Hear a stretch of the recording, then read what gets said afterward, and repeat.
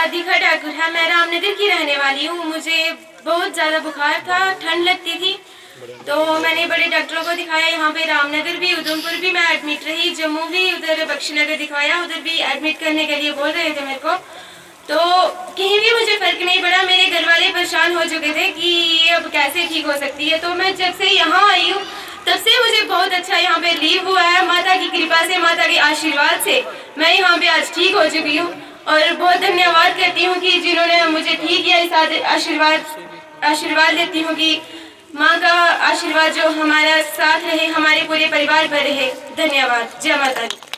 मेरा नाम मनमोहन सिंह है और यहाँ पे जो लड़की पहले आई थी वो मेरी सिस्टर है। काफ़ी दिन से बीमार थी।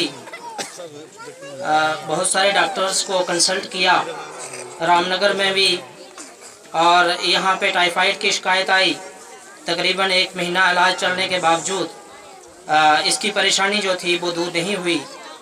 उसके बाद हम इसको लेकर उधमपुर चले गए। उधमपुर में ये बच्ची तकरीबन 1 हफ्ता के लिए एडमिट रही और उसके बाद थोड़ा रिलीफ महसूस किया। हम घर वापस आ गए, लेकिन घर वापस आने के बाद दोबारा से इसको वही परेशानी जो थी, वही तकलीफ़ जो थी वो हो गई। हम इसको लेकर जम्मू चले गए।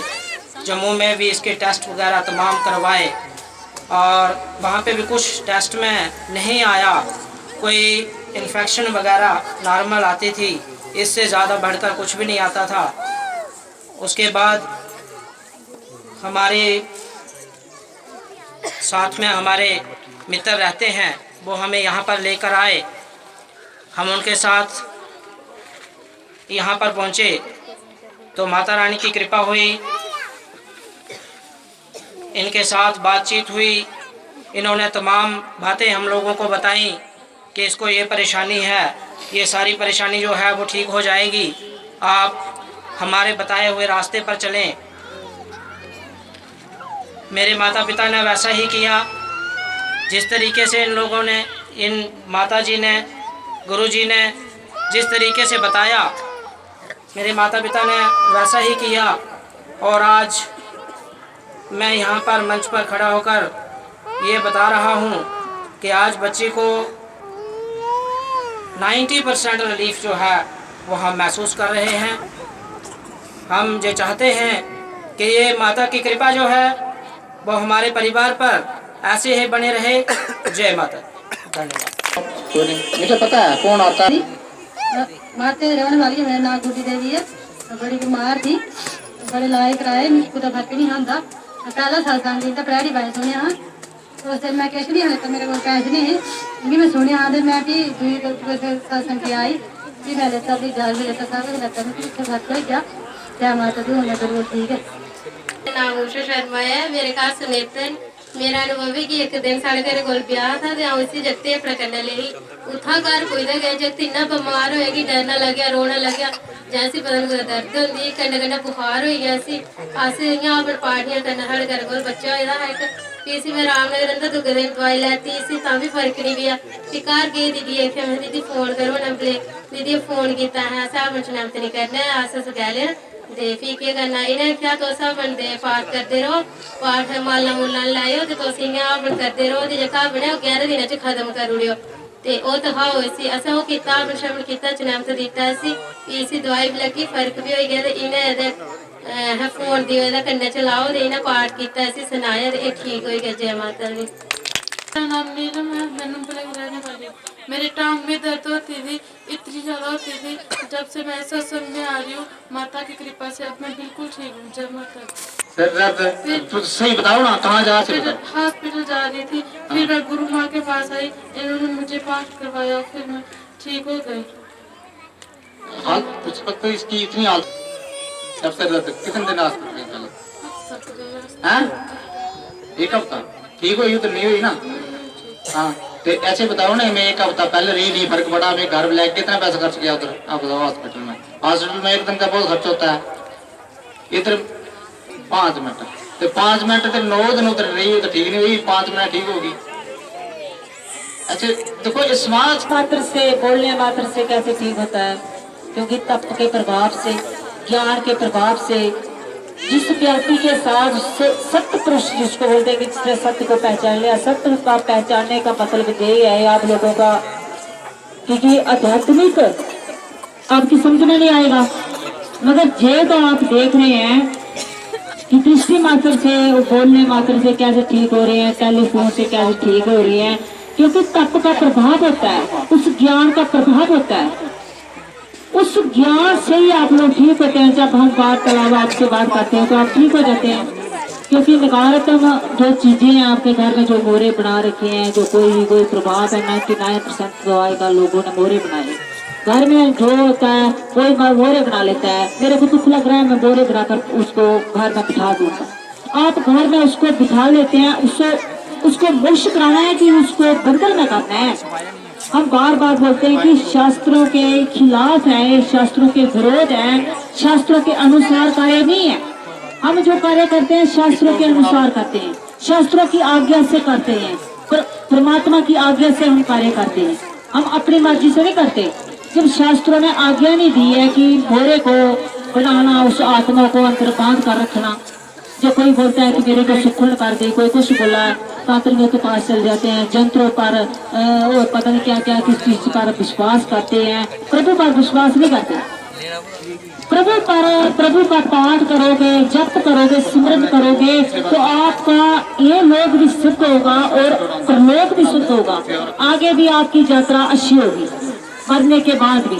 मरना तो है, इस जन्म में अगर जीवन हुआ है, जन्मे है तो मरना तो अवश्य है, ये सत्य है। मरना सत्य है, जीना झूठ है। एक दिन तो व्यक्ति ने मरना तो है, जाएगा ही, मगर कुछ कमा कर जाओ, धर्म कमा कर जाओ, ऐसा कमा कर जाओ कि समाज भी आपको वंदना करे जाने के बाद भी। ऐसा मत कि जाने के बाद भी समाज भी गालियां देता रहो। हर किसी व्यक्ति का भला करके जाना, हर भला सोचना, इस पार से आप ठीक उसका उल्लंघन कर देते हैं, जाकर फिर आप कहीं न कहीं चले जाएंगे। उस ज्ञान की कृपा से ही आप ठीक हो रहे हैं। और बार बार वही प्रभु आपको जो प्रेरणा देते हैं कि बोलता है कि सपने में गुरु माँ ने मेरे को पाठ कराया, मेरे को ऐसे बोला, तो माँ भगवती आपको जागृत करती है, बार बार नहीं जागृत करती, क्योंकि ये जीवन बार बार नहीं मिलता।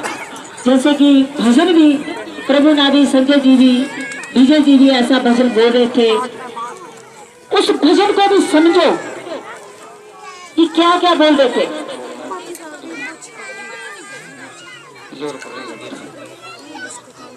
ठीक है विजय जी, थोड़ा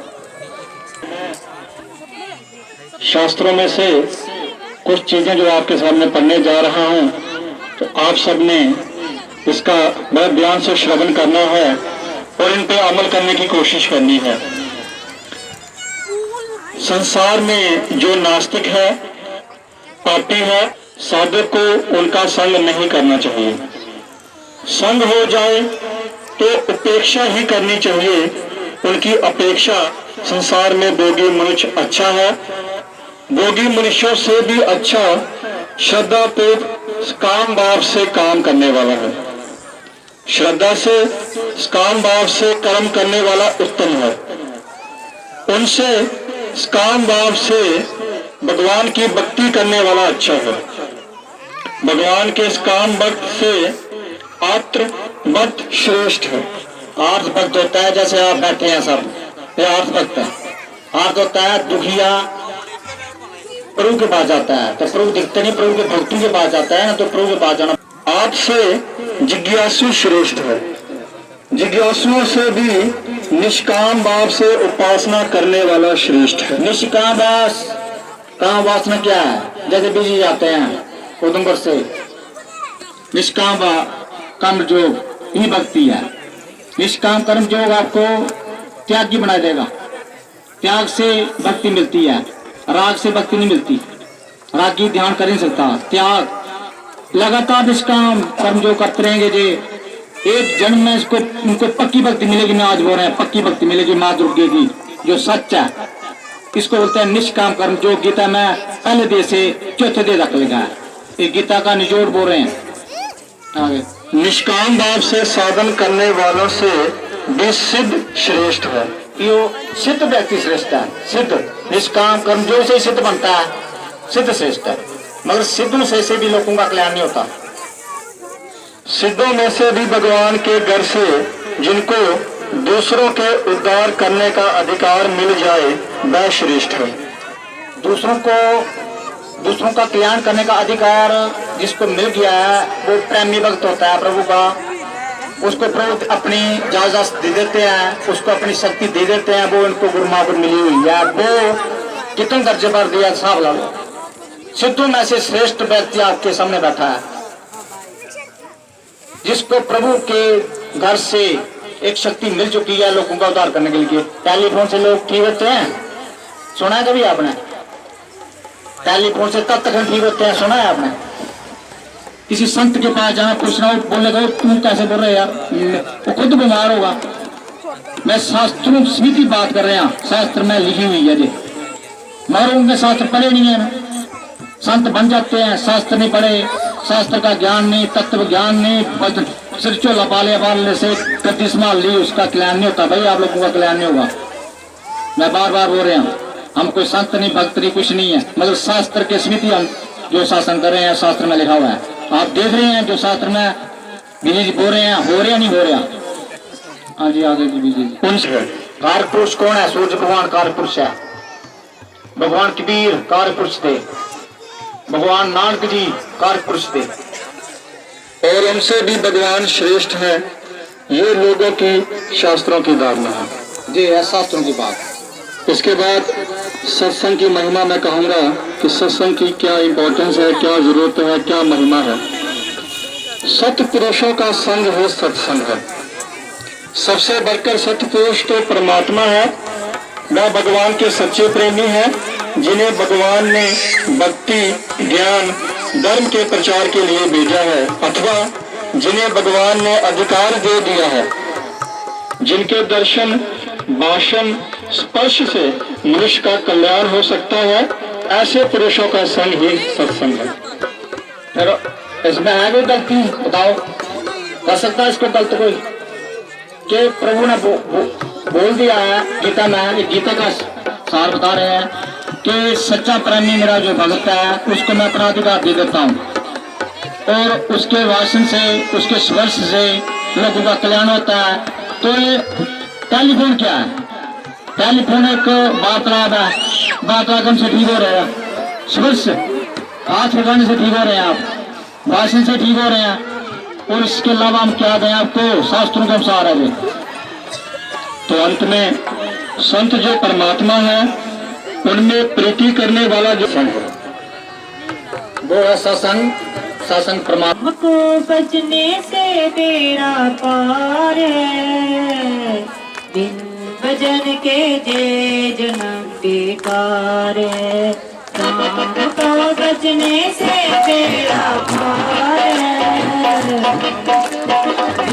भजन के जे जन्म बेकार है। राम भजने से बेड़ा पार है, राम जीवन बेकार है।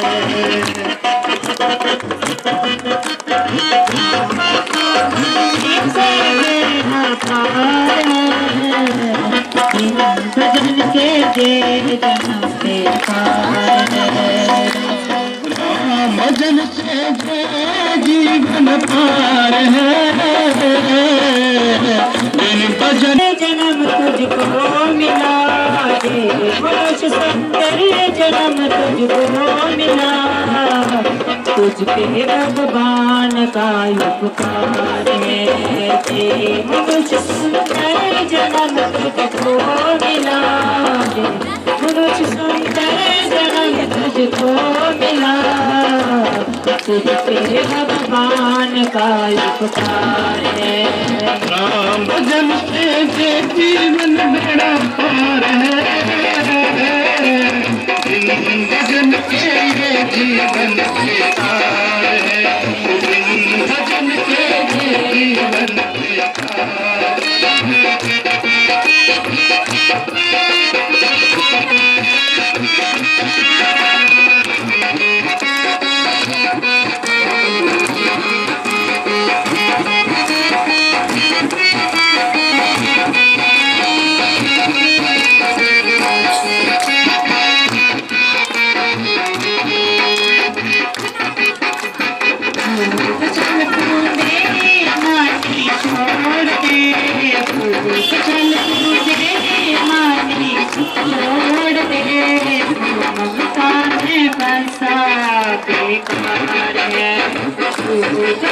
है